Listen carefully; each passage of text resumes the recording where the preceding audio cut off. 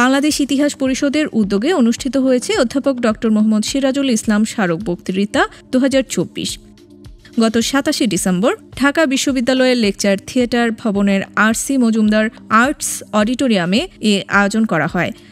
মুঘল চিত্রকলায় আঁকুর ঐতিহাসিক উপাদান শীর্ষক বক্তৃতা প্রদান করেন ঢাকা বিশ্ববিদ্যালয়ের ইসলামের ইতিহাস ও সংস্কৃতি বিভাগের অনারারি অধ্যাপক ও শিল্পকলা বিশারদ ড.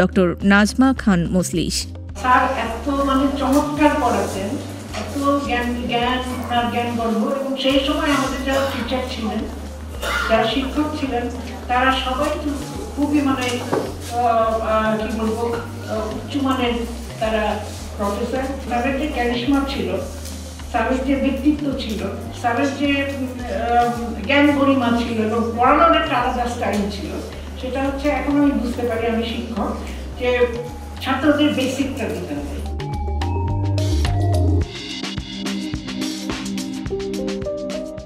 অনুষ্ঠানে সভাপতিত্ব করেন বাংলাদেশ ইতিহাস পরিষদের সহসভাপতি ও ঢাকা বিশ্ববিদ্যালয়ের ইসলামের ইতিহাস ও সংস্কৃতি বিভাগের বিভাগীয় চেয়ারম্যান অধ্যাপক মোহাম্মদ আতাউর রহমান বিশ্বাস। স্বাগত বক্তব্য রাখেন বাংলাদেশ ইতিহাস পরিষদের সাধারণ সম্পাদক অধ্যাপক ড. আব্দুল বাশির। এছাড়াও বক্তব্য রাখেন কলা অনুষদের ডিন অধ্যাপক ড. মোহাম্মদ সিদ্দিকুর রহমান খান, অধ্যাপক ড. মোহাম্মদ সিরাজুল ইসলামের কন্যা ও ঢাকা বিশ্ববিদ্যালয়ের ইসলামী ইতিহাস ও সংস্কৃতি বিভাগের প্রাক্তন ছাত্র সমিতির সভাপতি শবনম শেহনাজ চৌধুরী দীপা। এই মুহূর্তটি আসলে একেবারেই আমি আগে আপ্লুত হয়ে পড়েছি যে বাংলাদেশ ইতিহাস পরিষদ তার গবেষণা কর্মকাণ্ড এবং প্রাতিষ্ঠানিকতা পরিচালনার জন্য অনেকগুলো বিষয়ের উপরে তাকে নির্ভর করতে হয়। তার মধ্যে এই ধরনের ট্রাস্ট ফান্ড এটি একটি বাড়তি গবেষণার জন্য বা আমাদের ইতিহাস চর্চার জন্য নতুন একটি সংযোজনা বলে আমি মনে করি। এবং অধ্যাপক সিরাজুল ইসলাম স্মারক বক্তৃতা আয়োজন করবার জন্য দাতা সদস্য বা দাতা হিসাবে আমাদের যে বন্ধু শবনম শেহনাজ দীপা, তিনি যে উদ্যোগটি নিয়েছেন সেই উদ্যোগটিকে আমি স্বাগত জানাই। আমার আব্বা কিরকম ব্যক্তিত্ব ছিলেন, যারা তার এতটুকু সংস্পর্শে এসেছিলেন, তাদের কাছ থেকে আমরা যা জেনেছি এবং জ্ঞান হওয়ার পর থেকে যা দেখেছি। একদিন আমাদের এক্স-বিসি স্যার আমাকে বলছিলেন, আমরা সপ্তাহে 2টা দিন ক্লাস করি।